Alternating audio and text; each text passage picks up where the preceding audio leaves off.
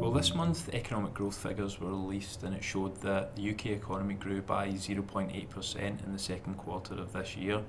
That means that for the whole year of 2014, the economy looks set to grow by more than 3%, which is obviously positive news for the economy.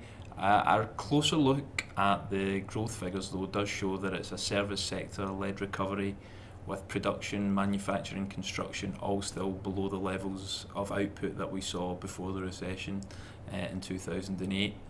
Unemployment also fell this month to a low of 6.4%, which we haven't seen since late 2008. So overall, positive news on the UK economy this month.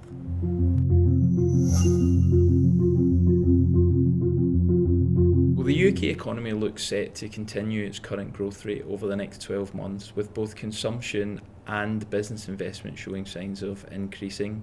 On the downside, both productivity growth and wage growth are on the low side, so this will continue to cause problems for the longer-term sustainability of growth within the economy.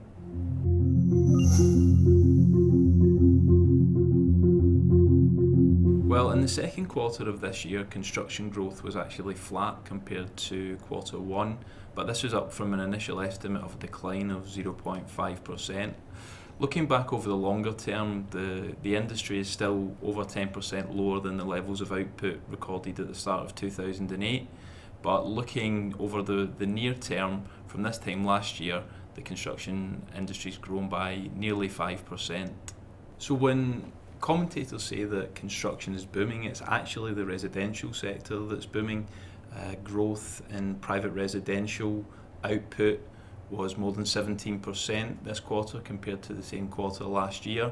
And if you look at the commercial sector, which is traditionally the largest sector within construction, that grew by about 0.5%. So that's an indication of the differences within construction.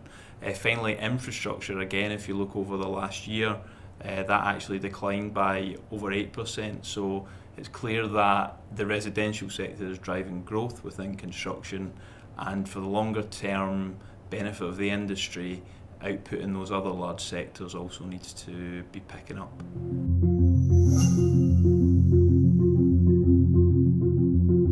Well, the residential sector once again performed well with increases in values both month on month and year on year. So we see no signs of that sector abating in terms of its recent strong performance.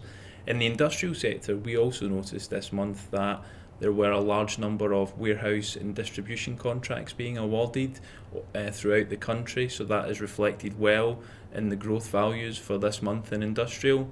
Finally, the commercial sector, which is obviously the traditional biggest sector within construction, saw monthly falls once again, so that's a concern for the longer term growth prospects of the construction industry as a whole.